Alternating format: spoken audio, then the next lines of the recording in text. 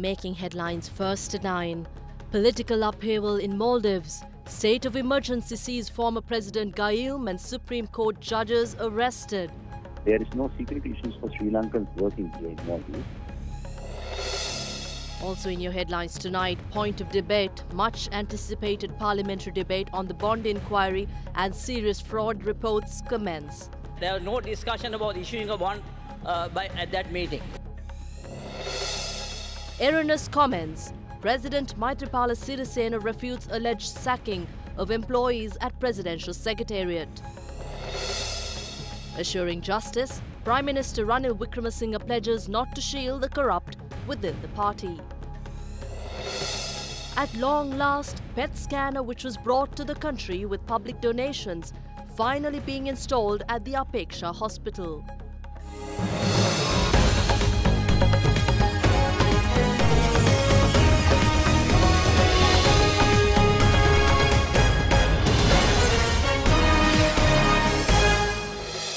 Good evening with news from across Sri Lanka and around the world on Other Derana 24/7. I'm Indivariya Muatta. We begin tonight's broadcast with the developing story from our region. The political turmoil which is currently engulfing one of the paradise archipelago in the world, the Maldives, took another turn last night. News broke across the globe last evening of Maldivian President Abdullah Yameen declaring a 15-day state of emergency. In the hours that followed, several high-profile arrests were made, including that of former President Maumoon Abdul Gayoom. We at First at 9 are bringing you an in-depth look into what happened in the Maldives within the last 24 hours, as well as how the events unfolded.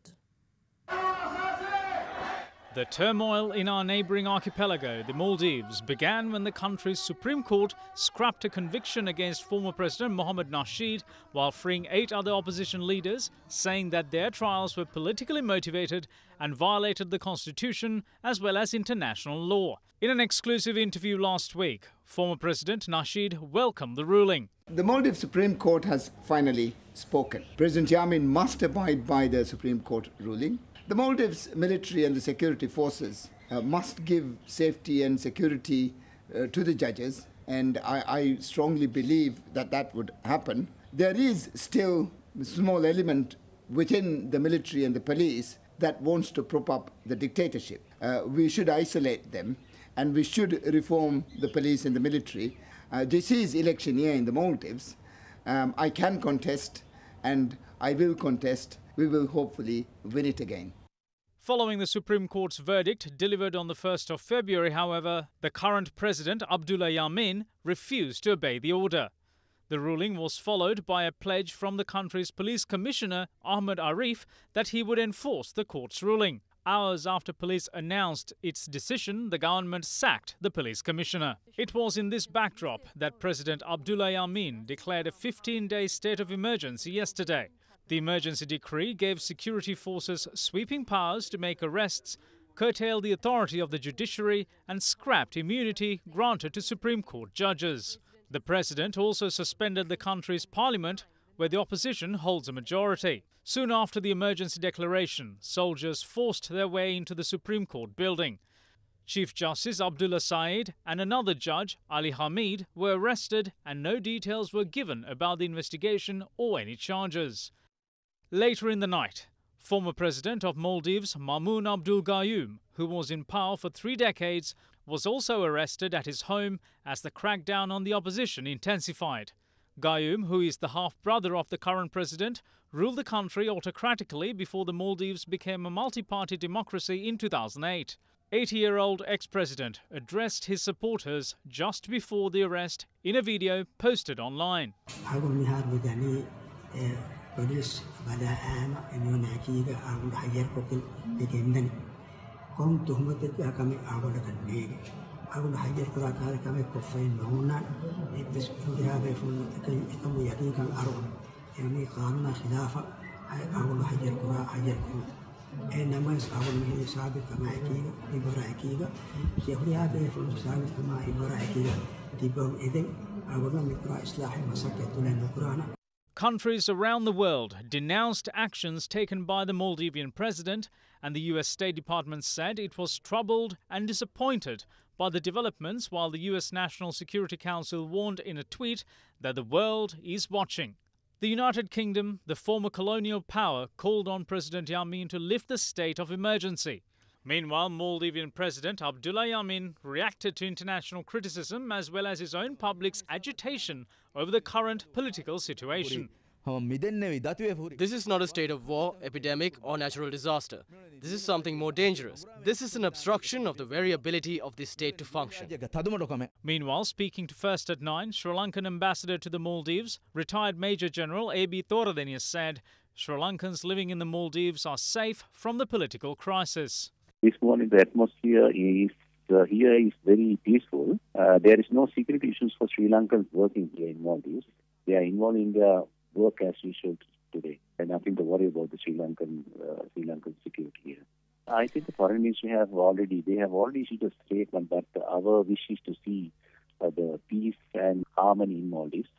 The political crisis comes during the country's peak tourism season when tens of thousands of foreigners visit the Maldives' tropical beaches.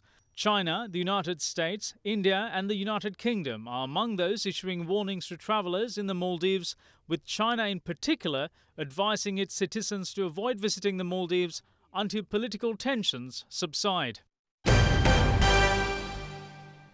Here in Sri Lanka, the parliamentary debate on the Bond Commission report and the serious acts of fraud, corruption and abuse of power was held today. The debate, which commenced at 10:30 in the morning, ended at 4 in the evening, with the schedule to continue on the 20th and the 21st of this month. Steps are taken on the bond issue and some suspects are arrested now. Steps are yet to be taken on the other commission report because there are around 30 who are accused through that, and some of them are in parliament at the moment. Apart from the law, the House will have to consider whether the 81st clause of the Constitution will be amended or not in the political rights. Following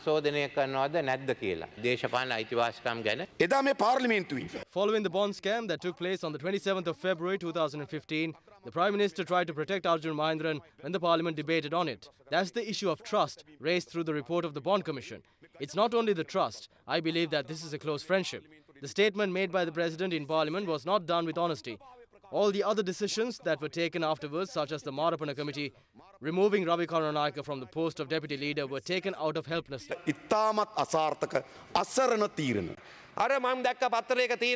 I saw in newspapers that the arrests were just mere action. There can be such doubts because of history, but these are not instances of actings. If someone says there was no theft, it's a lie. It's true to say that this is one of the biggest thefts that took place in history. The report says that this happened from 2008. Why was Central Bank gazetted under the Ministry of National Policies and Economic Development, which belonged to the Prime Minister? What is its secret? That's the first step of the plan of this theft. This is a planned theft. Minister Malik Wickremesinghe, Kabir Hashim and Ravi Karunanika went to the central bank and discussed with the governor. This affected the economy of the country. Minister Malik Wickremesinghe, you can't go meet the governor as the party chairman. On commission, yes. I gave witness, I gave evidence, and the commission very clearly says that there was no discussion about issuing a bond at that meeting.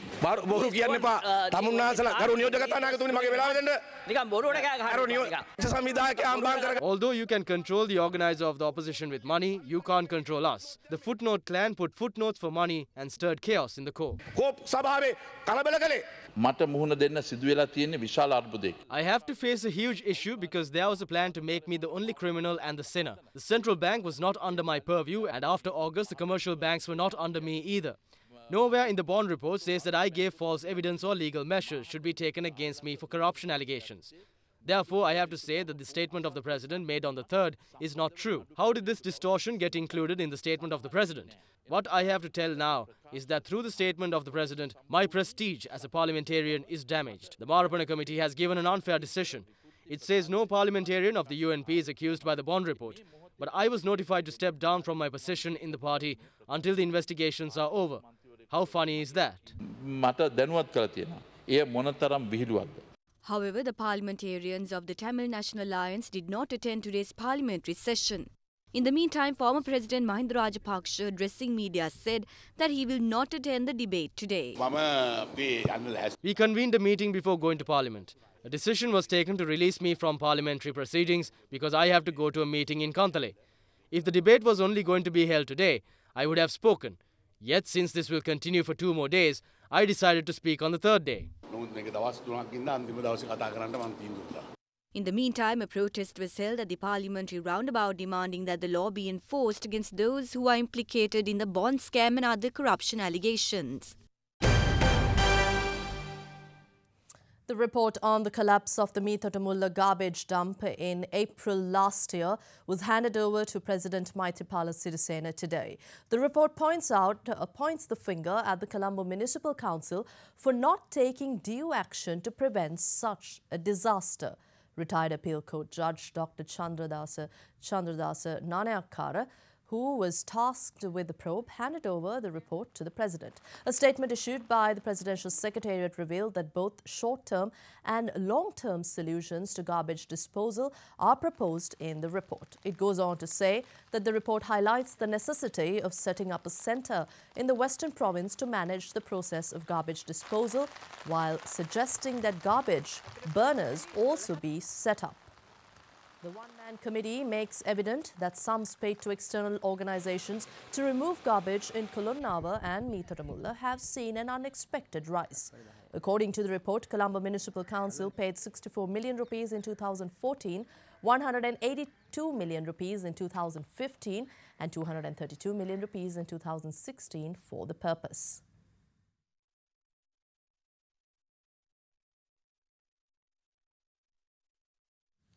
Moving on to our election segment, the Ministry of Education says that all government schools will be closed on Friday in view of the local authorities' election being held the following day. In addition, 19 schools and 2 colleges of education will be closed from tomorrow until Friday, as they will be used for the acceptance and distribution of ballot boxes and other necessary documents related to the polls. All schools will be reopened on Monday. Meanwhile, speaking to First at 9 Executive Director of CAFE, Kirti Tenakon said that they have received over 300 complaints over the violation of election laws.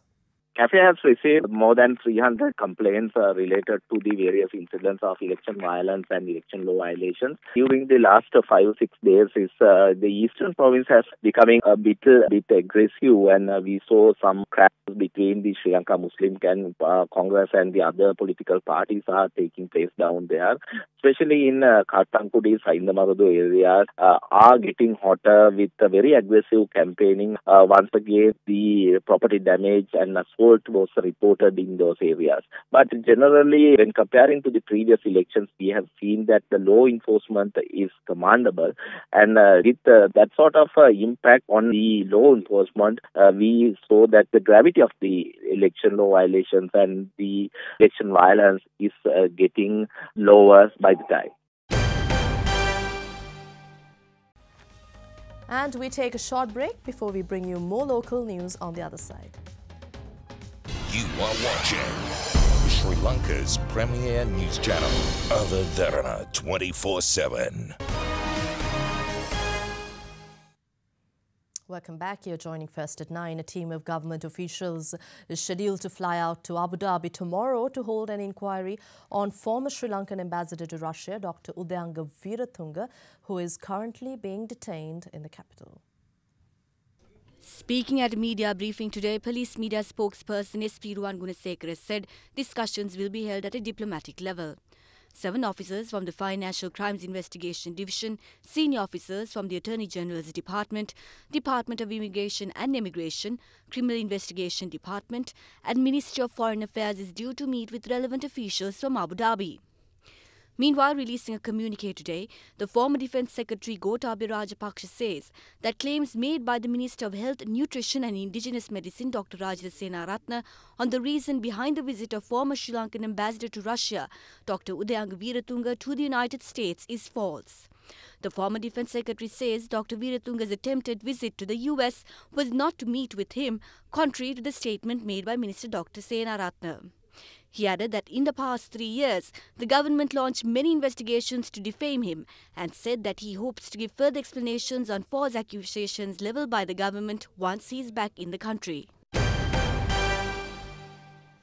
President Maithripala today refuted a statement made by former President Rajapakse during a televised program last night, alluding to the former president's comments where he said that President Maithripala sacked a number of employees at the presidential secretariat.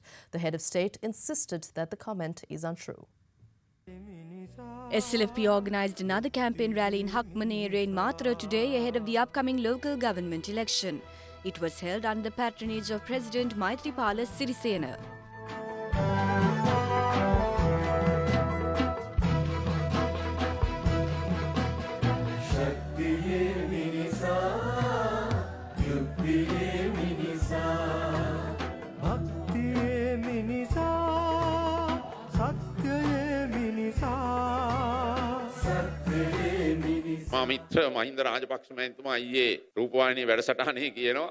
My friend Mahinda Rajapakse stated in a television program last night that I sacked 400 employees of the Presidential Secretariat once I took office. There is no truth in that, and it's unfortunate he'd say something like that. There were 1,600 employees at the Presidential Secretariat when I took office, of which 400 employees had no place to work because there wasn't enough space. They had been taking their salaries for years, so I transferred them to other ministries and did not sack any of them. Then, as State Minister Lakshman Yapa said, union members who supported the SLFP were thrown out by certain UNP members once a new government came to power. I gave all of these employees their jobs back after talks with the cabinet. I also made sure to appoint them from contract basis to permanent positions. That's how I met my responsibilities.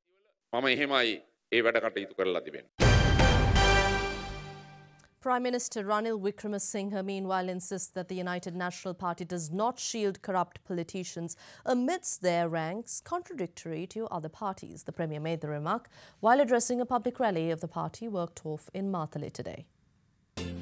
Another public rally of the United National Party targeting the upcoming local authorities election was held in the town of Maldives today under the patronage of party leader Prime Minister Ranil Wickremesinghe.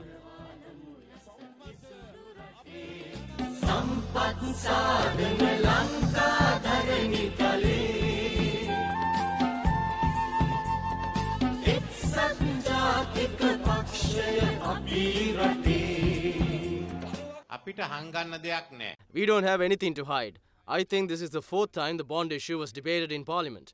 If anyone is implicated in corruption, we remove them. We have to go that extra mile. All the other parties talk about corruption, but no one has removed the corrupted politicians from amongst them. I ask if they have the power of removing anyone like that. It's only UNP that has a plan to develop the country and think about the country. No one else has such a plan. We didn't let the prices of goods to increase, as it was during the Rajapakse regime. Hamadura port didn't attract any ships. We have paid the debt for the port now. With the signing of the agreement with the China Merchant Holdings, more ships will come. We were told that we will have to face losses for 5 years, but that's fine. It's only us who brought the money for the country. It's only us who brought money for the country with a plan. We haven't solved all the issues, and I accept that. There are jobs to be given and justice has to be done by political victims.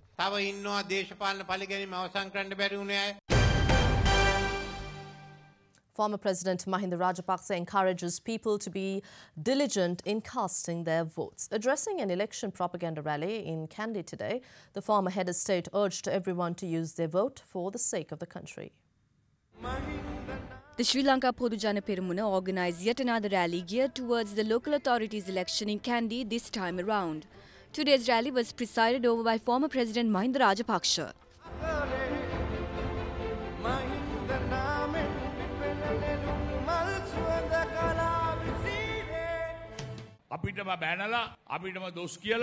They scold us, they blame us, they threaten to take away our civic rights. But I would have to tell you, my friend, it's not going to be easy to take this Mahinda Rajapakse's civic rights away.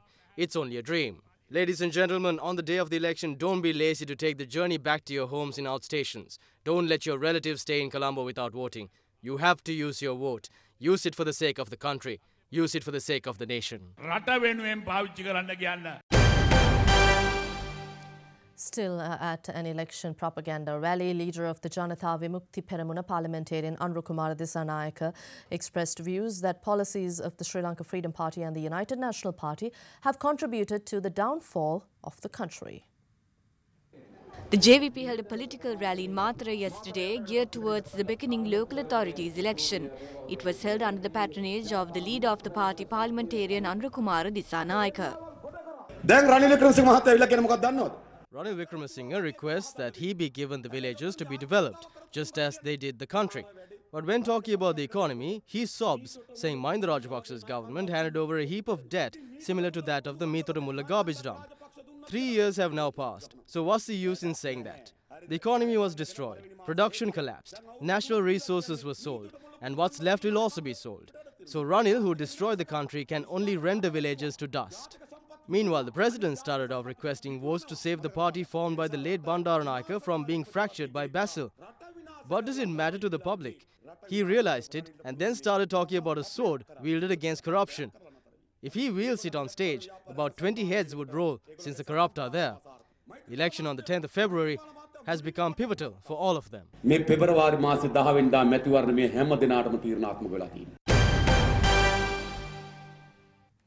In our top story also, the PET scanner, which was brought to the country with their generous donations, together with the intervention of Manusat Derana, is being installed at the newly purpose-built building of the Apeksha Hospital in Maharagama. In 2016, Ada Derana reported the lack of a PET scanner, which was necessary for patients who are being treated at the Apeksha Hospital. Manusat Derana took the initiative in collecting funds for the much-needed scanner, and thousands of people got on board the program with their donations. As a result of that effort, a sum of 200 million rupees was collected within a period of 6 months, and the scanner was brought to Sri Lanka recently. As soon as the PET scanner is assembled, it will help save the lives of many who are battered with cancer.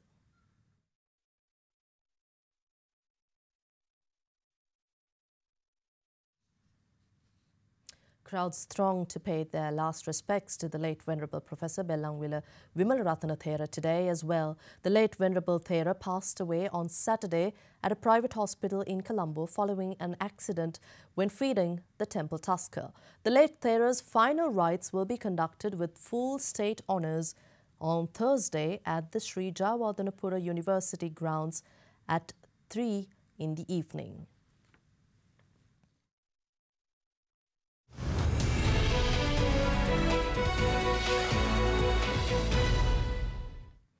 In business news, Sri Lankan Ambassador to China, Dr. Karunasena Kodithuakku, says negotiations on the Sino-Lanka Free Trade Agreement are being delayed, although both parties wish to expedite the process. He said professionals of the two countries are engaged in several rounds of talks on a number of aspects that remain to be resolved. Sri Lanka will, however, seek consensus from stakeholders in order to avoid any controversy in a trade deal that will be considered unfavourable for the island nation. Dr. Karunasena Kodithuakku said eventually the free trade agreement will be inked, but it was a matter of the time period. Sides are committed to sign the free trade agreement. That's why, of course, both sides have to come to a consensus from the point of view of both economies. But still, they have concluded about 6 rounds. Few more rounds to be concluded. By that time, they will come to agreement about how to pace it out and the goods to be imported on duty-free basis and what is the duty. Of course, originally we were thinking to do it as early as possible, but with regard to this Chinese thing and Indian thing, the time is still continuing. But now the professionals are negotiating the conditions. He said Sri Lanka is seeking ways to make the deal a balanced one, with two-way trade currently at nearly $4.5 billion.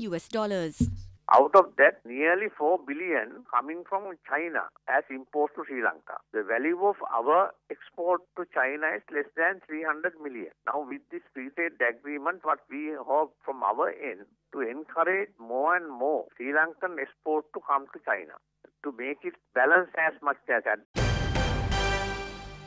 And Sri Lankan shares ended slightly weaker today, slipping from their highest close in more than 3 weeks. The ASPI closed 7.92 lower at 6,512.54, slipping from its highest close on Friday since nearly a month. Market turnover was just below 850 million rupees. We have a detailed report now. The market capitalization at the end of the day was 2,979.83 billion rupees. Top 5 gainers of the day were Hatton Plantations, Serendip Hotels, Swarna Mahal Financial Services, TESS Agro, Non-Voting and Property Development. Today's foreign purchases were 302.4 million rupees and foreign sales were 180.21 million rupees. There were 6 crossings today and the crossing turnover was 208.25 million rupees.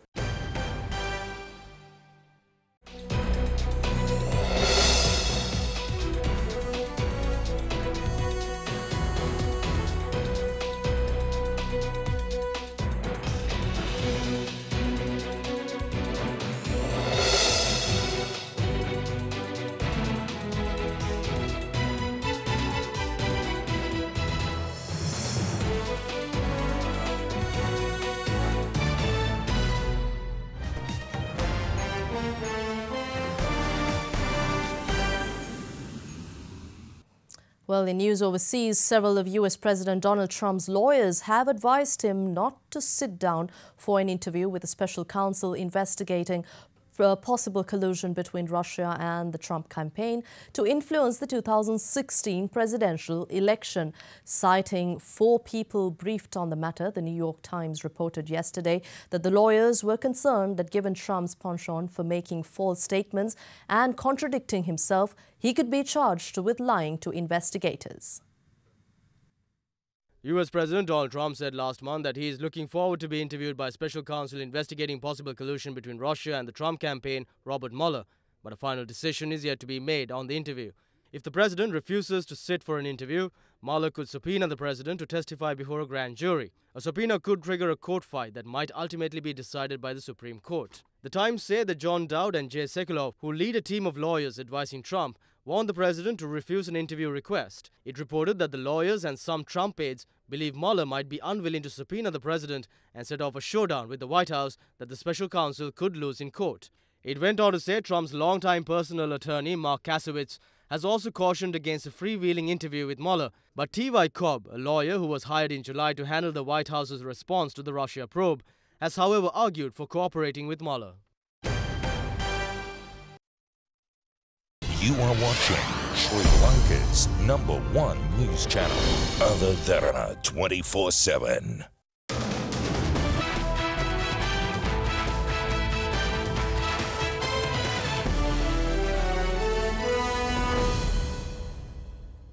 Welcome back. In cricket news, Sri Lanka is set to tour the West Indies for a test series in May. Sri Lanka Cricket today released the tour itinerary and the tour will get underway with a 3-day game on the 30th of May at the Brian Lara Cricket Academy. The teams will then lock horns in the first test to be worked off from the 6th to the 10th at the Queen's Park Oval.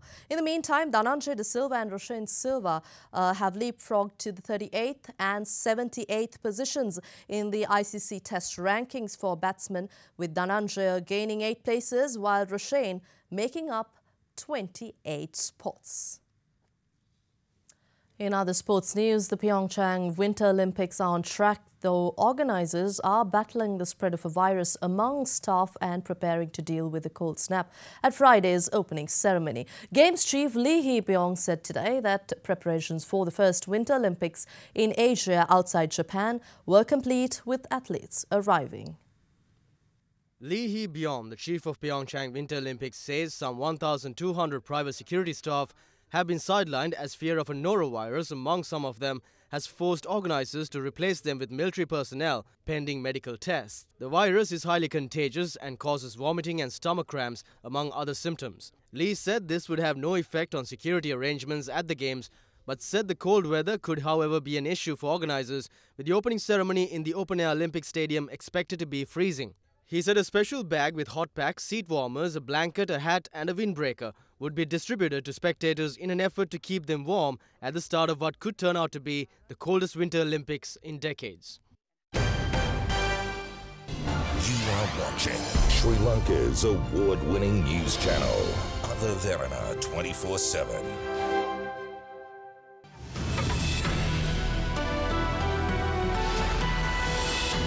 A very good evening and welcome to Forecast First. Now, temperatures will vary between 20 and 30 degrees Celsius over the course of the day, with high precipitation expected in most regions of the island. Now, as you can see, there will be a low pressure zone which will begin in the central region of the island and will spread towards most parts of the island over the course of the day.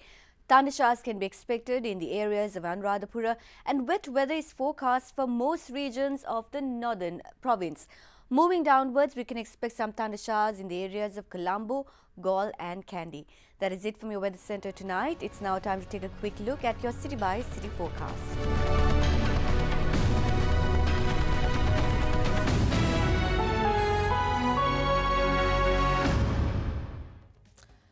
Well, before we leave for tonight, we'd like to show you some visuals of paradise Sri Lanka and the landscape and scenery of the island nation. Clear blue seas, vast expanses of paddy field and tea plantations, as well as alluring waterways in the hill country, make the island an attractive prospect for travellers from all four corners of the globe.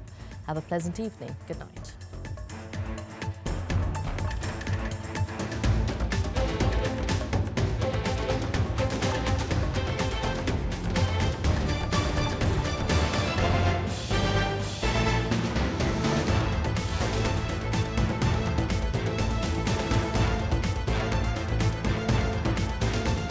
Bringing you the news and information 24 hours a day. This is Sri Lanka's premier news channel, Other Derana 24/7.